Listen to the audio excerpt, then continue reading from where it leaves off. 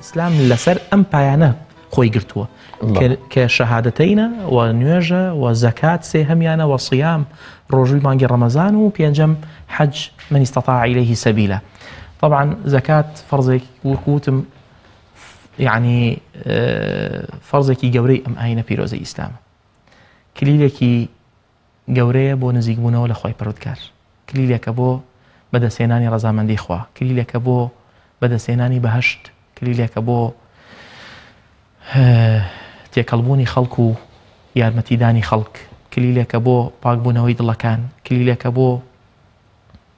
بەرزبوونەوەی نەفسەکان، کلیلێکە بۆ دروستبوونی پەیوەندی دیسان لەگەڵ خوای پەروەردگارە جەلە جەلالوه، کلیلێکە بۆ ئەوەی دوو لە ڕووی جەنابت و بینەری بەڕێز تفکەی لە شەیطان و لە زومەلای شەیطان و لە عەسابەی شەیطان و لە حیزبی شەیطان. زەکات خوای گەورە فەرزی کردووە لە قورئانە فەرمێتی خذ من ئەموالهم صدقة تطهرهم وتزكيهم بها، کەواتە زەکات بۆیە فەرز کراوە، یەکێکە لەوانەی کە معقولەتی المعنایە، معناکەی دیارە، هۆکارەکەی دیارە. قورئانە فەرمێ خذ من أموالهم صدقة تطهرهم وتزكيهم بها، کەواتە خوای پەروەردگار ئێوە بەم زەکاتە پاکمان کاتەوە. دوو جۆر زەکاتمان هەیە، زەکاتێکمان هەیە ئەبێ ساڵێکی بەسەرا بڕوا وەکو ئاڵتون و پارە و مەسائیلی دوکانداری ئەو شتانە، زەکاتێکمان هەیە مەوسیمە وەکو زەرعات و بڵین زەرعات و ثیمار، ئەوەی دار و ئەوەی بەرە، یعنی هەموو ساڵێ لە کاتی خۆیان ئەدرێت، یعنی پێویست ناکات ساڵی بەسەرا بڕوات. فەو کەس اینجا ئەو کەسەی کە ئەیدات ئەبێ مسلمان بێت و ئەبێ باڵغ بێ و ئەبێ حڕ بێت. طبعا لەسەر مەسەلەی کۆیلەوشتی و قسەیەکی لەسرە لای زانایان، مهم ئەبێ باڵغ بێت، ئەبێ مسلمان بێت و ئەبێ عاقڵ بێت و ئەبێ باڵغیش بێت ئەم کەسانەی کە زەکات دەرەکەن. فهەچ کەسێک ئەم مەبلەغە پارەی هەبوو و يعني ئەوە ئیتر لە فەقیری دەرەچێت، پێوترێ کەسی دەوڵەمەند پێچێتە قاڵبی غەنیەوە. غەنیش ئەو پارەی کە خوای تەعالا، ئەو حەقی کە خوای تەعالا دایناوە لەسەر پارەکەی، ئەوەیە کە ئەڵێن پارەیەکی دیاری کراو لە کاتێکی دیاری کراوە مافێکی دیاری کراو، يعني ئەوە نییە يعني بە هەوەسی خۆت تۆ زەکات بدەی. خوای تەعالا دایناوە لەسەر زاری پێغەمبەرەوە عەلەیهی سەڵاتو وەسەلام و فوقەها تەئصیلی ئەم مەسئلەیان کردووە، فبەو پەیڕەوانەی کە لە کتێبەکانە هاتووە. دوو شت هەیە سەری خۆتی پێ ومێشێنە، ڕزق و ئەجەل، کە لە سکی دایکمان بووین بڕاوەتەوە مەسئلەیە. ئێمە بۆیە زەکات ناین لە مستەقبەلە ترسین، بۆیە سەدەقە ناکەین لە فەقیری و هەژاریە ترسین، نازانین ئەو یەقینەمان بۆ دروست نەبووە کە ئەوەی لە گیرفانمایە بان نیوەی بدەم لەگەڵ خوایە، نەک لەگەڵ ئەو فەقیرەیە، لەگەڵ خوا کەرتیکە. ئیسا خوا ئیشی بە يعني ئیشەکەی کە باسی ئەوە ئەکەین دینی خوا سەرخەین ئەم دقەیە، ئەگینا خوا ئێمە بۆ چییە سەریخەین؟ خوا خۆی رب العالمین جل جلاله سەرخستنی دینی خوا بەم دقەیە کە من دوو دینارەکەی جەناب فەرمووت دینارێکی بێم بە فەقیر،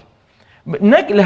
لە پارەیە، لە مواد غذائیە، لە جلوبەرگە، لا يعني بخشين زور معناها جور، حتى مسائل صدقه، مسائل زردخانه ومسائل قصي خوش ومسائل هم شو تبابي صدقه بلام ايما لم دقيا بيسبان بويك همو مجمديك خو لوانيه بو نمونه 10 كيلو تماتي كردي هلقت بها كاكي بيش فتره كده علاقه قطواني بيه بمالك بيش 6 كيلو باميت يعني اطواني اويك اطواني اخوه لا يكلف الله نفسا الا ما اتاها الا وسعها اويك لتواناتها بەڵام دەسێکی باڵات هەبێت و شێری مەیدان بی ئەوەی کە خوێندبێتمەوە ئەم مەسئلەیە شەرعی نییە و نەخوا و پێغەمبەری خوا صلی الله عليه وسلم ئەم مەسئلەیان لا دروست نییە لەبەر ئەوەی ئەو ئاەتانەی کە هاتووە لە قورئانە طبعا لە سێ مەوزیع هاتووە باسی ئاشکراکە بەس بۆ ئەوەیە بۆ تهاندان و تەشجیع و تەحفیزی مقابلە کە دەوڵەمەند بێ نەک تۆ کابراوێرانکەی وەڵام من مەسەلەن بۆ نمونە شتێکم داناوە ئەگەر ئەمە نەکەم دوایی بڕوان پێ ناکەن مەجبور بڕوات پێ ناکەن دایخە کەی مشکلێ تۆ ئەلموهیم شتەکەت گەیاندووە تۆ مادەم لە ئەساسە تۆ ئەم گومانە بۆ خۆ دروستکە ئێمە باش نییە و هیچ دەوڵەمەندێک بڕوام نییە بڵێ من ئەبێ ناوم بینێ زەکاتیش بە هەمان شێوە هەچ کەسێ بیەوێ لە کۆڵی بێتەوە یان بیسوڕێنێتەوە بۆ خزم و کەسوکار و ئەقریبای خۆی ئێمە ئەڵێن الأقربون أولى بمعروف بەمەرجێک شایستە بن ئەهل بن ئەمە یاخوا خوا زای باتەوە هەچ کەسێ ئەچێ بۆ لای ئامۆزاکەی و بۆ لای پورزاکەی و بۆ کەسەکانی خۆی ئەمە پێغەمبەری خوا لە فەرمودەیەکە ئەفەرمێ دوو حەسەنەی هەیە حەسەنەی سەدەقەکە و حەسەنەی سیلەی ڕەحمەکە بەڵام بەمەرجێک وەکوتم شیا و شایستەی بێ حتا مەسئلەی پێدانی زەکات زانایان ئەڵێن نابێ بڵێ ئەمە زەکاتە پێی ناخۆشە ئینسان جاری وا هەیە ئیلا ڕەیەکەیە ئەڵێ بۆ ئەوەی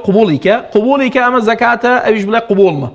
ئەمە وەزعەکە گۆڕاوە ئەم عەسرە ئەو عەسرە نییە ئەوە 4-5 کەس بوو لە کوونەلادەیەکە ئیسا گەڕەکەی ئێمە 20 ماڵە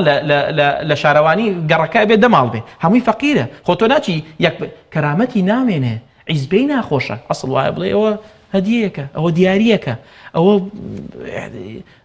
یعنی احتیاجاتی خۆتی پێ دابینکە ئایەک و زەکات پێش ئەخرێیان نە لای جمهوری عولەما پێش ئەخرێ بۆ ضرورەت چییە وەکو وتمان و جەناب فەرمود وەک ئێستا کە کەسانێکن لا حول لهم ولا قوة هیچ منفەزێکیان نییە هیچ دەرگایەکیان نییە کاریان وەستاوە نەک کاری کۆمپانیای وەستاوە خۆ ئەبول کۆمپانیا لێی مەترسە بەس عەرەبانەکەی وەساوە فەقیرە سینیەکەی وەساوە خاکە نازەکەی وەستاوە ناڵم چێتە دەرەوە ئاخر ئێمە زۆر لە وڵاتەی ئێمە هەیە بژێویان لەسەر ڕۆژانەیانە نە حەفتانە نە مانگانە نە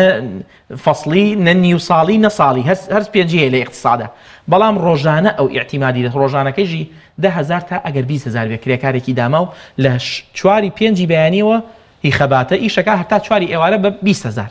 وڵا ئیسا ئەوە عەرەبوشتیش زۆر بوو ماوەیە کات بۆ سەر 12,000 و باسی 11,000 شتیانە کرد ئەمە پێویستی بەچیە پێویستی بەوەیە کە دەستی بگری یارمەتی بدەیت و دەستی خێری بۆ ڕاکێشی زەکات پێش ئەخرێت حتا لای حەنەفیەکان ئەتوانی هی 2-3 ساڵیش پێشخەی بەڵام اختیلاف لەویایە لە بینی زانایانە ئایەک و لەو بینی فترەیە کە پارەی کەم هاتۆتە گیرفان چی بکەین بۆ ئەو مەسئلەیە ئیتر ئەمە دوو ڕەئیمان هەیە والحاڵ ئیسا ئێمە ئەتوانین دەوڵەمەنەکان زەکاتیان پێشخەن مفلیس ئەزانن کێیە ئەوەیە کە نوێژ و سەدەقەیەکی زۆری کردووە بەڵام شتی کاڵی ئەوەشێنێتەوە کەواتە لەوە بترسین کە نوێژەکەین لەوانەیە هەڵوەشێتەوە لەوانەیە پاداشمان نەبێ کە زەکات ئەدەین لەوانەیە پاداشتی قیامەتمان نەبێت جا من بۆ خۆم تووشی ئەو هەم ئیشم کردووە پارەکەم کۆ کردوەوە هەم زەکاتەکەیش ئەدەم پارەکەیژم ظاهیرەن کەمە بێتەوە نەوەڵە بە بەنهێنی پارەکە بگەین و بالای خوا سەرم سەلامەت بێ ئەمە ناکەم من لەبەرەوەی وەڵا کابرا ئەڵێ منەظەمەکەی ئێوەیان جەمعیەکەی ئێمە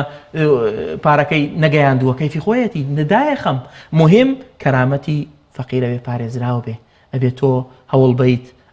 چۆن یارمەتی پارەی ئەدەی یارمەتی معنەویژی بدەی یارمەتی دڵیژی بدەی دڵی نشکێنی سەدەقات و بەخشینەکانتان هەڵمەوەشێننەوە لای خوا بەچی بە منەت و ئەذا چی یعنی عەزێت دانی ئەبێ لە 100% بزانی کە ئەم فەقیرەت عەزێت نەداوە بۆ منەتیژی بەسەرانەکەی منەت ڕاستە و خۆیە بۆ خۆی عەزێتدان بیستنەوەیە یعنی منەتکردنەوەیە بەرامبەری فەقیرەکە منەت کا بەسەریە عەزێتدانی ئەوەیە کە ببیسێتەوە لە شوێنێک باس کرابێ ڕسمی پیشانی خەڵک درابێ ئەمەش عەزێتە ئەمە جۆرێکە لە عەزێتدان بۆیە ئەبێ 7 يظلهم الله في ظله يوم لا ظل إلا ظله حديث صحيحين أبو هريرة حوت كتاقم هن لجير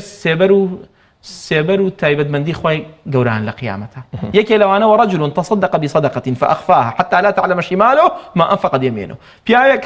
لە دنیا ئەمە شیمەی بووە ئەمە ڕێگا و جێگای بووە کە سەدەقەی داوە بەڕاست داوێتی نەیەشتووە چەوی بزانێت طبعا ئەمە